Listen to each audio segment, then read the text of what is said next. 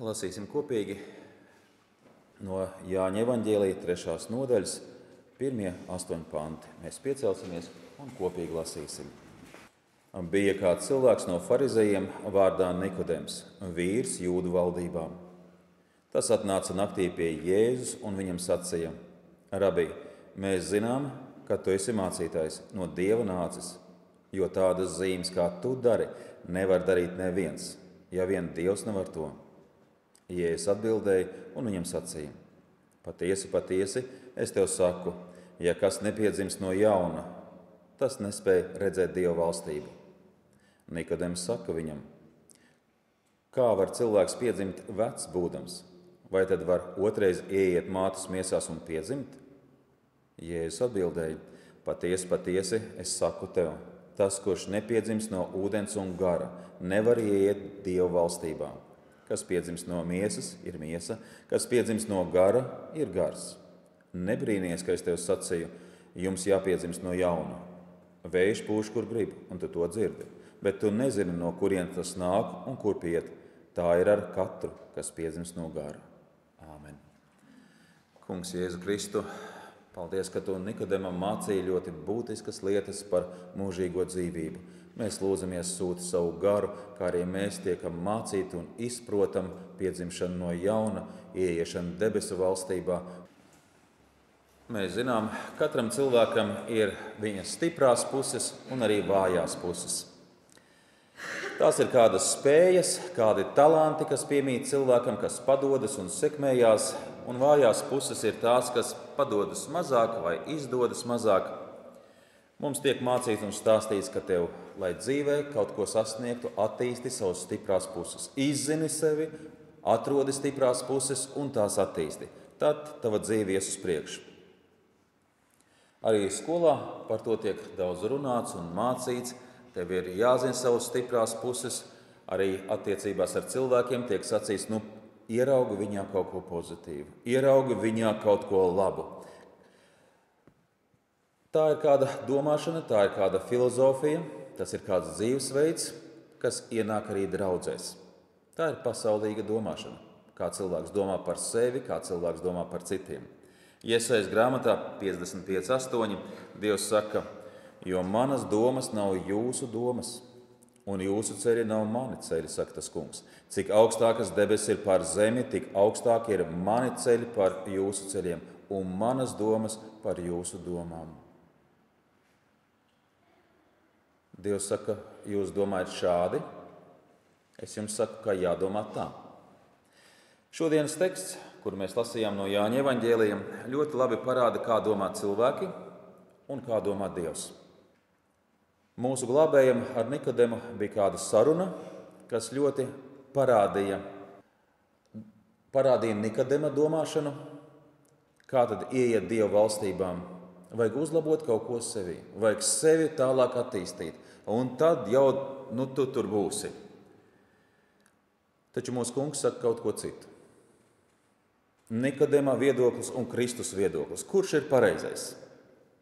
Ir gudrinieki, kas saka, ka nevienam īsti un ne otram. Ir kāds zelta vidusceļš, pa ko katram cilvēkam ir jāiet, un ja viņš dzīvē šo zelta vidusceļu atradīs, tad jau viņš nonāks pareizajā vietā. Tā ir pasaulīga domāšana. Nav zelta vidusceļa. Zelta vidusceļš gan ir, bet tas ir tikai pasakās. Kungs Kristus atklāja, ka ir tikai divi ceļi, šaurais un platais ceļš, pa kuru es eju. Cita ceļa nav. Vai viens vai otrs. Ir tikai viena patiesība. Nav divas patiesības. Nav alternatīvas patiesībai. Nav trīs vai vairāk patiesības. Viena patiesība. Jāņa evaņģēlijas 14:6. Jēzus viņam saka: Es esmu ceļš, patiesība un dzīvība. Neviens nenāk pie tēva kā viens caur mani. Tikai viena patiesība, tikai viens ceļš, tikai viena iespēja nākt pie tēva - Jēzus Kristus. Nav alternatīvas, nav cita varianta, nav vidusceļa. Kristum ir ne tikai patiesība, viņš ir patiesība. Un tāpēc mums ir jāvelta viss spēks, visas pūles, lai iepazītu šo patiesību, lai pazītu glābēju, lai ietu šo šauro ceļu. Mūsu kungs runāja ar ļoti ievērojamu cilvēku, ar jūdu valdības pārstāvi. 1. pants. Bija kāds cilvēks no farizejiem vārdā Nikodems, vīrs jūdu valdībā.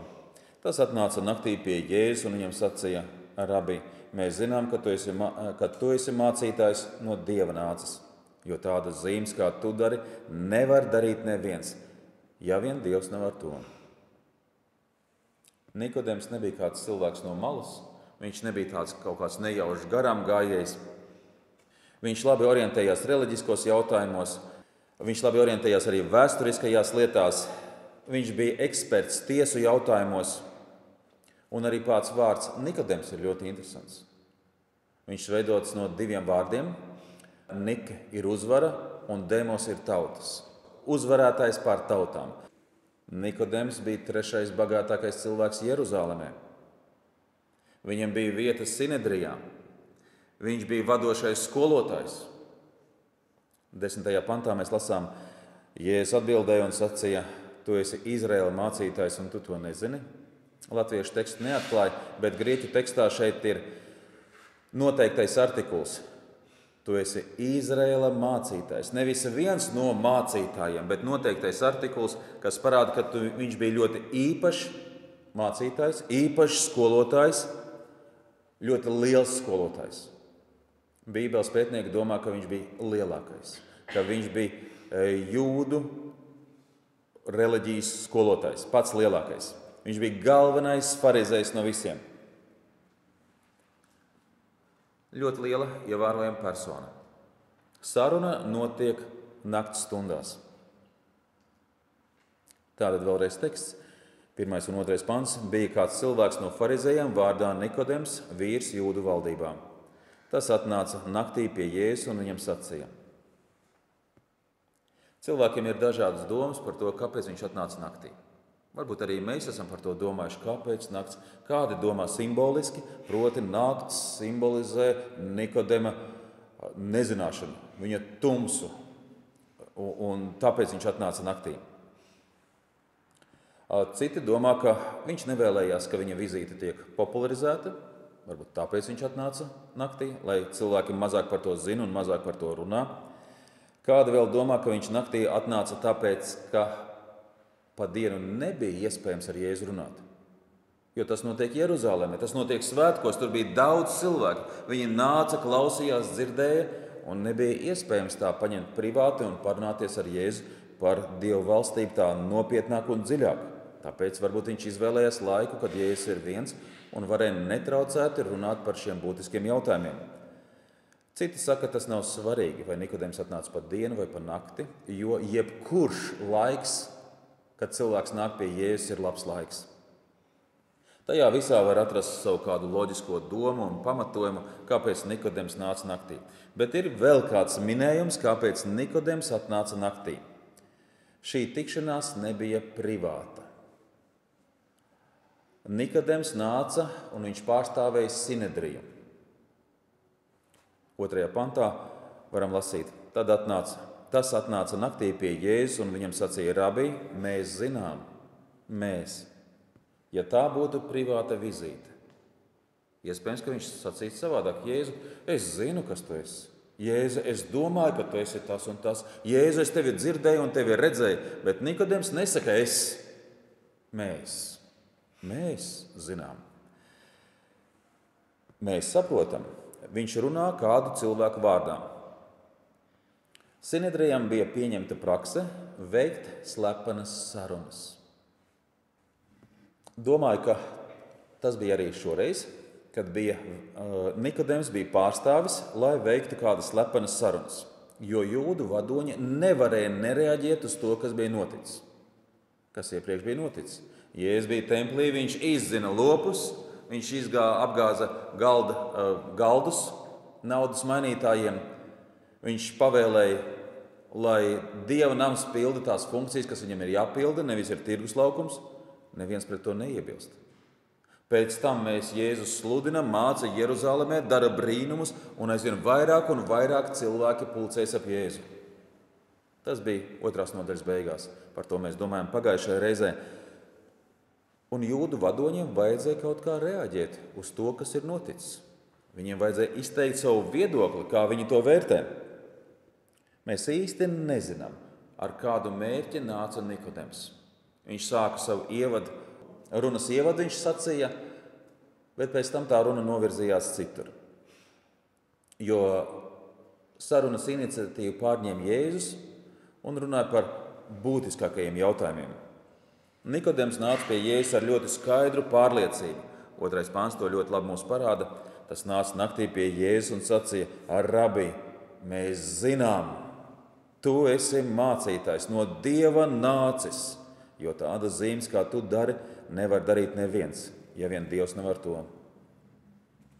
Dzirdot Jēzus sludinātos vārdus, redzot Jēzus brīnumus, jūdi nāk pie secinājuma: Jēzus kaut kas ir ļoti īpašs. Kas viņš ir? Viņš ir mācītājs, viņš ir no Dieva mācītājs. Toreiz kļūt par mācītāju nebija tik vienkārši, kā tas ir šodien. Toreiz vajadzēja oficiāli mācīties kādā atzītā skolā pie ļoti ievērojama rakstu mācītāja, tad praktizēt, un tikai vēlāk varbūt tas cilvēks tika atzīts par mācītāju. Apostols Pāvils mazliet ieskicē šo ainu. Apostuļu darbi 22.3. Es esmu jūds, dzimis Tarsā, Kilikijā, bet uzaudzināts šī pilsētā, tas ir Jeruzālēmē, izglītojies pie Gamaliela kājām, pilnībā tēvu bauslībā mācīts, tikpat dedzīgs Dievam, kā jūs visi šodien. Tikai mācoties augstās skolās pie atzītām autoritātēm, cilvēkam bija iespējams ar laiku kļūt par mācītāju.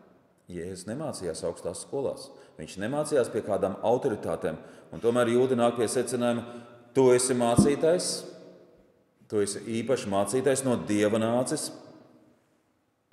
Jēzus ievērojami atšķirās no tā laika sludinātājiem, no tā laika mācītājiem. Marka evaņģēlijā 1.21 lasām, un viņš nāca Kapernaumā, un tūdaļ sabatā viņš iegāja sinagogā un mācīja. Un tie izbrīnījās par viņa mācību, jo viņš tos mācīja kā tāds, kam vara un ne kā rakstu mācītāji. Jēzus sludināšana, Jēzus mācība ievērojami atšķīrās no tā laika sludinātiem. Jūdu vadoņi to redzēja, jūdu vadoņi to dzirdēja. Viņi saprata, Jēzus ir īpašs. Nikodemam bija pārliecība par to, kas ir Jēzus, un Nikodemam bija pārliecība arī par to, kas ir viņš pats. Mēs zinām, Nikodemam bija īpašs stāvoklis un status. Arī mums, līdzīgi kā Nikodemam, ir pārliecība par sevi, par savām zināšanām, par savām spējām, pārliecība par savu statusu. Nikodems bija galvenais mācītājs Izrēlā. Viņš bija galvenais farizejs Izrēlā. Turklāt viens no bagātākiem. Daudz par to sapņoja, daudz pēc tā tiecās, kas viņam bija.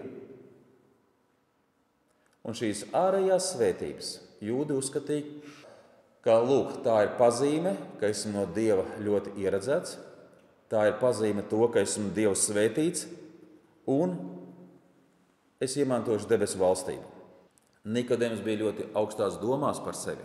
Man ir vieta debesīs, man ir garantēta vieta, jo paskatieties, kā Dievs mani svētīs. Arī šodien daudzi reliģiski cilvēki domā, man ir tādas spējas, man ir tādi talanti, esmu tik daudz laba darījis. Kā es nebūšu debesu valstībā? Esmu daudz labāks par tiem liekuļiem, kas ir draudzē. Kaut arī es neesmu draudzē, esmu daudz labāks par tiem. Cilvēkiem ir pārliecība. Un ja Dievs neatver cilvēkam acis, tad viņš nekad neieraudzīs, ka tas viss viņa dzīvē ir mēsli. Briesmīgi izklausās. Mēsli, tas, kas Nikodemam bija, viņa izglītība, viņa status, viņa stāvoklis, viņa izglītība, viņa pieredze, viņa zināšanas, viņa labie darbi, mēsli. Ja tas viņam bija mēsli, kas tad mums? Kāpēc tā var apgalvot, ka mēsli? Tāpēc, ka Dievs tā saka. Dievs saka to caur apostolu Pāvilu. Filipiešiem 3.4. Lai gan es varētu uzticēties miesai, ja kāds izdomā uzticēties miesai, es to varētu vēl vairāk. 8 dienu vecumā apgraizījis no Izraēla tautas, Benjamina cilts ebrejs no ebrejiem, bauslības lietās farizejs, savā dedzībā draudzes vajātais, taisnībā, ko bauslība paredz, nevainojams. Bet kas man bija iegūms, to es Kristus dēļ esmu uzskatījis par zaudējumu. Bet arī tagad es visu to uzskatu par zaudējumu, salīdzinot ar mana kunga, Jēzus Kristus, atziņas nesalīdzināmo pārākumu, kura dēļ es visu to esmu zaudējis un uzskatu to par mēsliem, lai Kristu iegūtu. Ja Dievs neatdara mums acis, tad mēs domājam, ka mēsli ir zelts, ka mēsli ir vērtība, un pēc tā mēs tiecamies un tiecamies. To sacīja farizejs. Viens no tiem cilvēkiem, ar ko bija kopā Nikodems. Nekas tas nav salīdzinot ar Kristus godību un ar Kristus varenību. Man kaut kas ir, es kaut kas esmu. Bet, kad redzam Kristus svētumu un Kristus pilnību, nekas tas nav. Nikodems atnāk ar pārliecību, bet viņš nesaprot savu sirds vajadzību. Katram cilvēkam ir pārliecība. Vai es zinu savu sirds lielāko vajadzību? Kāda ir mana sirds lielākā vajadzība? Kungs Kristus atklāja Nikodemam to, kas bija viņam vajadzīgs. To, kas katram cilvēkam ir tas svarīgākais. 3. pantā varam lasīt, Jēzus atbildēja un sacīja, un viņam sacīja, patiesi, patiesi es tev saku, ja kas nepiedzims no jauna, tas nespēj redzēt Dieva valstību. Viss svarīgākais dzīvē, kas ir vajadzīgs cilvēkam, piedzimt no jauna. Un interesanti, ka Jēzus atbilde netiek saistīta ar to, ko Nikodems teica. Iedomājieties, ja pie jums atnāktu kāds cilvēks un sacītu, tu esi vienreizējs. Mēs dzirdējām, kā tu runā, kā tu kalpo. Tas ir tik iespaidīgi bijis, tas ir tik interesanti bijis. Droši vien, ka mēs uzliktu lielu smaidu, uzplauktu lielā smaidā. Jā, turpini. Vēl ko tu vēlētos par to labi pateikt? Ja es varēju Nikodemam teikt, jā, Nikodem, tā ir, tu pareizi saproti, esmu mācītājs no Dieva. Nāc tik šur, parunāsim par šo jautājumu. Bet ja es kaut ko citu saku, es tev saku, ja kas nepiedzims no jauna, tas nespēj redzēt Dieva valstību. Jūs sakat, ka jūs spējat redzēt, jūs sakat, ka jūs spējat izvērtēt, analizēt, nākt pie kādiem secinājumiem. Ja nepiedzims no augšienes, neredzēt Dieva valstību, lai šajā dzīvē kaut ko sasniegtu, cilvēkam solīti pa solītim jāiet uz savu mērķi. Lai dzīvē tu tiktu uz augšu, mums saka, pakāpiens pa pakāpienam, un tad vienu dienu tu uzkāpsi uz augstākā pakāpiena. Tā vienu dienu esi pacietīgs, un vienu dienu tu būsi varbūt direktors savā uzņēmumā, kur tu strādā. Esi pacietīgs, un vienu dienu varbūt tu varēsi dzīvot saurupmājā.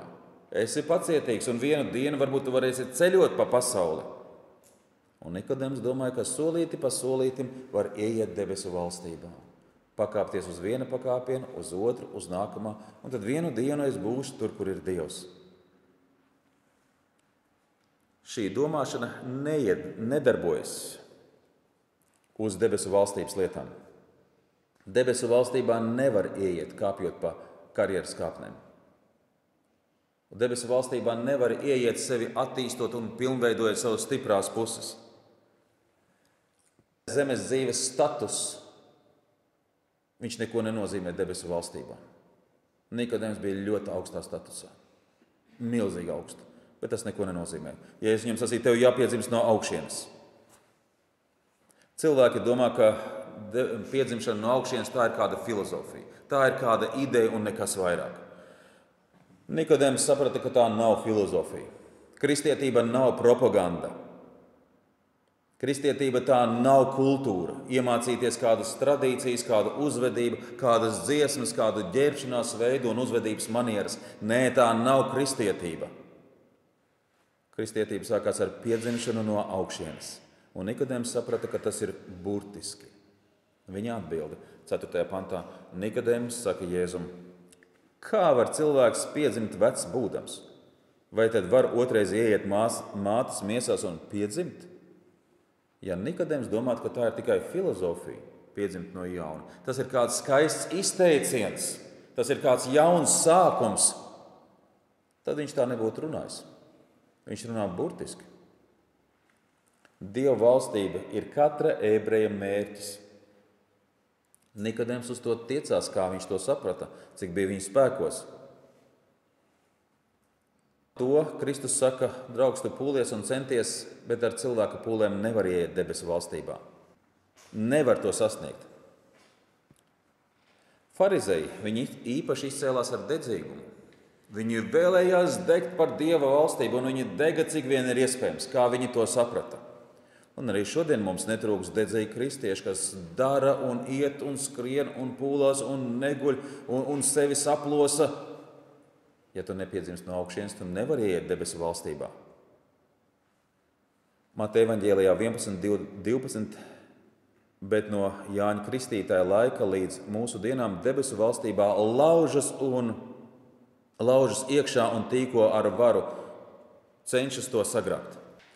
Bet no Jāņa Kristītāja laika līdz mūsdienām debesu valstībā laužas iekšā un tīko ar varu to sagrābt. Cilvēki domā ar savām spējām, ar savu varēšanu, ar savām zināšanām tikt debesu valstībā, ar cilvēciskām metodēm. Velti, tur nevar tikt ar cilvēciskām metodēm. Arī mūsdienās ir daudz tādu Nikodemu, kas ar savu pārliecību domā, ka viņiem pienākas debesu valstība. Es jau tāds piedzimu. Man ir šīs zināšanas, man ir šī pieredze. Tikai viena iespēja ieiet debesu valstībā, piedzimt no jauna. Nikodems bija gudrs cilvēks. Viņš saprata, ko Jēzus viņam saka. Vēlreiz Nikodema reakcija uz Jēzus sacīto 4. pantā. Kā var cilvēks piedzimt vecs būdams? Vai tad var otrais ieiet mātes miesās un piedzimt? Kristus nebūtu Nikodemam sacījis par piedzimšanu no augšienes, ja Nikodems to nespētu uztvert, ja Nikodems to nespētu saprast. Kā citiem vārdiem mēs varam pateikt Nikodema reakciju? Jēzu, cilvēks pats nevar piedzimt. Nav iespējams pašam piedzimt. Un arī no jauna cilvēks nevar pats piedzimt. Pareizi, Nikodem, pareizi. Vai mēs kaut kādā veidā esam ietekmējuši savu piedzimšanu, tad, kad mēs ienācam šajā pasaulē? Kā mēs ietekmējām viņu? Nekādīgi. Vai mums kāds prasīja, vai tu gribi piedzimt tiem vecākiem vai tiem? Vai mums kāds prasīja, kurā laikā tu gribi piedzimt? Varbūt tu gribi vasarā, cik jauki būs dzimšanas dienas svinēt vasarā. Cik daudz ziedus tu saņemsi rudenī? Nē, piedzimsti ziemā un cauri. Piedzimsti martā un viss, un nav variantu. Neviens to neprasīja. Mēs nespējām ietekmēt mūsu vecākus. Vai kāds varēja aiziet un pateikt savam tēvam, tēti, paskaties uz to meiteni. Baigi smukā. Kāds to izdarīja? Neviens. Mēs nespējam ietekmēt savu dzimšanu nekādā veidā. Līdzīgi arī piedzimšanu no augšienes. Jauno piedzimšanu mēs nespējam ietekmēt. To nevar ietekmēt reliģiskas ceremonijas. Bet dažkārt saka, tu nāc uz dievkalpojumu un tad vienu dienu tu būsi. Daži saka, ka vajag noskaitīt īpašu lūgšanu. Grēcinieku lūgšanu noskaitīs un tu būsi glābts. Nē, tā nav. Tev vajadzīgas īpašas zināšanas. Tā nav. Evanģelizācijas dievkalpojumā vajag iziet uz priekšu, tad, kad būs aicinājums, un tu ar savu iziešanu priekšā parādīsi, ka tu kļūsti par Jēzus sekotāju. Tā nav. Mans suns izgāja priekšā. Tad, kad Grehems aicināja pie televizora, viņš sacīja, ja kāds no jums ir televīzija skatās un viņš grib kļūt par kristieti, pienākat tuvāk televizoram. Tajā brīdī mans suns pienāca tuvāk. Viņš kļuva par kristieti? Nav iespējams. 1. Korintiešiem 15:50. Bet to es saku, brāļi, miesa un asins nevar iemantot Dieva valstību, nec ar iznīcību var iemantot neiznīcību. Ar cilvēciskām metodēm nevar iemantot Dieva valstību. Nevar. Jāpiedzimst no jauna. Vai tu kaut kādā veidā to vari ietekmēt? Nekādīgi. Bet interesanti vārdi mums ir sacīti Jāņa evaņģēlijas sākumā, 1. nodaļa, 12. pants. Bet cik viņu uzņēma, tiem viņš deva varu kļūt par Dieva bērniem, tiem, kas tic viņa vārdam, kas nav dzimuši ne no asinīm, ne no miesas iegribas, ne no vīra gribas, bet no Dieva. Interesanti vārdi. Piedzimuši no Dieva. Piedzimšana no augšienes kļūst par iespējamu tikai tad, ja Dievs to vēlas. Ja Dievs to nevēlas, nav iespējams atgriezties. Saskarsmē ar Dievu vienmēr jārēķinās ar noslēpumu. Mēs nespējam visu saprast, mēs nespējam visu izskaidrot, jo mūsu prāts ir samaitāts. Mēs esam ierobežoti savās zināšanās, savās spējās. Un ja šīs zemes lietas mēs nesaprotam līdz galam, kur nu mēs varam izskaidrot tās lietas, kas saistās ar bezgalīgo Dievu, kurš ir bezgalīgi zinošs, kuram nav nec sākuma, nec beigas, kurš vienmēr ir bijis. 12. pantā Jāņa evaņģēlijā 3. nodaļā lasām: Ja jūs neticat, kad es jums stāstu par zemes lietām, kā jūs ticēsiet, kad es jums stāstīšu par debesu lietām? Un tas interesantākais, ka mēs neprotam skaitīt līdz 10, bet mēs gribam trigonometriju, mēs gribam augstāko matemātiku. Iemācieties skaitīt līdz 10, tad arī sapratīsim kaut ko daudz vairāk. Bet cilvēkiem ir liela dūša, viņi grib uzreiz kaut ko lielu un grandiozu. Un tad nāk savos prāta spriedumos. Iebam bija lielas domas par sevi. Ļoti liels. Viņš pastāvēja uz savu taisnību. Bet tad, kad viņš sastapās ar Dievu, ko viņš sacīja? Viņa domas mainījās. Ieba grāmatā 42. nodaļa no 1. panta. Un Iebs atbildēja kungam un sacīja: Es zinu, tu visu spēji, un tev nav nekāds nodoms neizpildāms.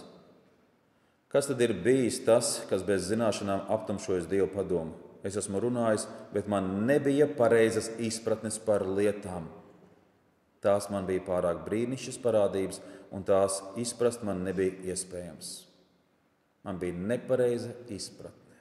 Tad, kad viņš savās miesīgajā prātā ar saviem cilvēciskajiem secinājumiem mēģināja saprast, kas notiek viņa dzīvē, kur ir Dievs un kāpēc tas ir noticis. Un tas sastopoties ar Dievu, viņš saprot: Dievs, es biju pārsteidzīgs, es biju ģeķis, es biju muļķis, bet tu esi taisns visos savos ceļos. Jo ātrāk mēs nāksim pie slēdziena, ka Dievam ir taisnība visos ceļos. Vienmēr Dievam ir taisnība visos jautājumos, jo labāk tas mums būs. Mēs nevaram visu izskaidrot, un Dievs arī mums neskaidro visu. Viņš tikai noinformē. Varbūt līdzīgi tā kā mēs saviem bērniem. Tad, kad viņi auga, viņi gribēja zināt par kādām lielām lietām, un mēs īsti zinājām, ka ja arī mēs skaidrosim, tas bērns nesapratīs. Un ko mēs teicām? Izaugsi, sapratīsi. Arī mums tāpat ir līdzīgi. Kaut ko mēs saprotam, un kaut ko nesaprotam. Ir jānobriest prātam, ir jāgūt kādai pārliecībai, tad mēs sapratīsim kaut ko vairāk. Bet Kristus saka, ka ticīgais, ka cilvēks dzīvo no ticības. Nevis no tā, ko mēs saprotam un spējam izskaidrot, bet no ticības. Kāds ir Dievs? Kungs arī Nikodemam skaidroja, ko nozīmē ieiet debesu valstībā. 5. pantā. Jēzus atbildēja: Patiesi, patiesi, es saku tev, tas, kurš nepiedzimst no ūdens un gara, nevar ieiet debesu valstībā. Jāpiedzimst no ūdens un gara. Un atkal ne līdz galam var saprast, ko Kristus saka. Par garu tā, kā mēs saprotam, ka tas ir svētais gars, kas strādā cilvēka dzīvē. Bet kas tad ir domāts ar ūdeni? Viena daļa uzskata, ka šeit ir domāta kristība, bet tā tas nav. Kristība nevienu neglābi. Kristība tikai ir ārēja zīme tam, kas ir noticis ar cilvēku. Kas ir kādas izmaiņas ir notikušas viņa sirdī. Tā ir ārējā zīme. Kristība neglābi. Nikodems bija mācīts vīrs. Viņš bija skolotājs Izrēlā, un tāpēc viņš zināja, kas ir rakstīts Ecehiela grāmatā 36, 25. Es jūs slacināšu ar šķīstu ūdeni, lai jūs topat šķīsti. Tik tālu ir saprotams. Ūdens ir tas, kurš darīs jūs tīrus. Es jūs šķīstīšu no visiem jūsu traipiem un no visādas jūsu elku kalpības. Es jums piešķiršu jaunu sirdi un jaunu garu. Es izņemšu no jūsu krūtīm akmens sirdi un ielikšu jums miesas sirdi. Es jums došu garu un jūs vadīšu, ka jūs staigāsiet manos likumos un sargāsiet un pildīsiet manas tiesas. Es jūs tīrīšu, došu jaunu sirdi un es došu jums savu garu. Es jūs tīrīšu. Kādā veidā tas notiek, Dievs? Kā tu tīri cilvēku? Kā tu šķīstīji mūsu domas? Par templi mēs saprotam, Kristus tīrīja templi. Viņš izzina visus tirgotājus, naudas mainītājus. Tā bija templi tīrīšana. Kungs, kā tu mūs tīri? Kādā veidā? Caur vārdu. Vēstule Efeziešiem 5:26. Lai to, tas ir draudzi, darītu svētu, šķīstot ar mazgāšanu ūdenī caur vārdu. Ecihēlijā bija sacīts, un es jūs šķīstīšu. Un Efeziešiem šķīstot ar mazgāšanu ūdenī caur vārdu. Sev savu draudzi sagatavotams cienīgu, bez straipa, bez krunkas vai cita tam līdzīga trūkuma, lai tā būtu svēta un bez vainas. Kas tīra, kas šķīsta, kādā veidā Dievs tīra? Caur vārdu, caur evaņģēliju. Ūdens ir vārds, šeit tā ir rakstīts. Ar ūdeni es jūs tīrīšu, ar vārdu, caur vārdu. Vārds simboliski kā ūdens. Ūdens nomazgā mūsu miesu un vārds mazgā mūsu dvēseli. Bet vārds taču ir zobens. Biežāk mēs lietojam un dzirdam, ka vārds ir zobens. Jā, apostols Pāvils mazliet tālāk to saka. Efeziešiem 6:17. Ņemiet arī pestīšanas bruņu cepuri un gara zobenu. Tas ir Dieva vārdu. Jā, Dieva vārds, ar Dieva vārdu ticīgais stājās pretī sātana kārdinājumiem, pretī uzbrukumiem, bet Dieva vārds ir salīdzināts arī ar ūdeni, kas tīra un šķīsta, dažādas īpašības. Līdzīgi kā draudze. Draudze tiek salīdzināta ar līgavu svētajos rakstos. Draudze tiek salīdzināta ar Dieva bērniem, ar ganāmo pulku, ar miesu, ar namu. Daudzi salīdzinājumi, daudzi aspekti, kas parāda, kas ir un kāda ir draudze. Līdzīgi ar Dieva vārdu. Dieva vārds ir kā zobens. Mums kādās cīņās, kādos pārbaudījumos. Dieva vārds ir kā ūdens, kas mūs tīra un mazgā. Dieva vārds ir arī vēl kāds salīdzinājums. Dieva vārds ir salīdzināts ar pienu, no ar ko mēs augam. Kā var zināt, ka cilvēks ir piedzimis no jauna? Piedzimis no ūdens un gara. Jo ne visi, kas paņem rokās Bībeli, ir patiesi ticīgi. To mēs zinām. Ne visi, kas iegūši reliģisku izglītību, ir ticīgi. Ne visi, kas kalpo, ir ticīgi. Nikodems kalpoja, Nikodems mācījās. Nikodems mācīja citus, viņš bija dedzīgs. Arī dedzīgums nav rādītājs, ka cilvēks ir ticīgs. Arī cilvēku upuri nav rādītājs, ka viņš ir ticīgs. Kā var teikt? Kā var pazīt, ka cilvēks ir piedzimis no jauna? 8. pantā mūsu kungs skaidro. Vējš pūš, kur grib, un tu to dzirdi, bet tu nezini, no kurienes tas nāk un kurp iet. Tā ir ar katru, kas piedzimis no gara. Vējš. Vēju mēs redzam? Nē, vēju mēs neredzam. Vēja iedarbību mēs jūtam. Mēs varam redzēt kokiem lapas, iet pa gaisu vai kokiem zari lokās. Vējš. Līdzīgi ir arī garīgajos jautājumos. Apostols Pēters savā pirmajā vēstulē rakstīs, 2. nodaļa, 1. pants. Tad no atmetušie visu ļaunprātību un visu viltu, liekulību un skaudību, kā arī visas melnasības kārojiet kā pat laban piedzimuši bērni pēc garīga un tīra piena, ka jūs ar to augat un topat izglābti. Pazīmes, kas liecina, ka cilvēks ir piedzimis no jauna. Viņi atmet savu veco dzīvesveidu. Atmetiet! Viņi ir atmetuši. Ļaunprātību, viltu, liekulību, skaudību, melnasības. Atmetiet. Viņi atmetuši vecos ieradumus, vecās prioritātes, vecās intereses. Ir atmests. Viņš ir kaut kas jauns. Otrs Viņš tiecas pēc garīgas barības. Kārojiet, kā pat laban piedzimuši bērni. Kādi ir pat laban piedzimuši bērni zīdaiņi? Viņus vajag iet un teikt, laiks ir ēst. Kurš no vecākiem to saka? Kur no mamām to saka? Neviena. Tad, kad bērns grib, viņš piebļauj pilnu pasauli, un viņš zina, ka viņam vajag ēst. Tas ir iekšā viņam ielikts. Mēs gribam ēst. Arī izsalkums no augšas, no jauna piedzimušam cilvēkam, viņam ir izsalkums pēc Dieva vārda, pēc īstas un patiesas barības. Pēc tā viņš tiecās. Kārojiet pēc garīga un tīra piena, kā jūs ar to augat un topat izglābti. Augat, tā ir otra lieta. Viņš kāro pēc piena, tas ir vārda, patiesības, un viņš aug, garīgi aug. Ja nav garīgas izaugsmes, ja nav šīs izsalkuma pēc Dieva vārda, iespējams, ka cilvēks nav piedzimis no augšienes. Ja viņš turpina savu veco dzīvesveidu, bišķiņ, mazlietiņ no pasaules un mazlietiņ no draudzes. Nē, es eju uz Dievu valstību, man neinteresē šīs pasaules lietas un prioritātes un mērķi.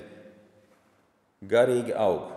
Tā ir vēstule Galatiešiem 5:22, ko mēs zinām.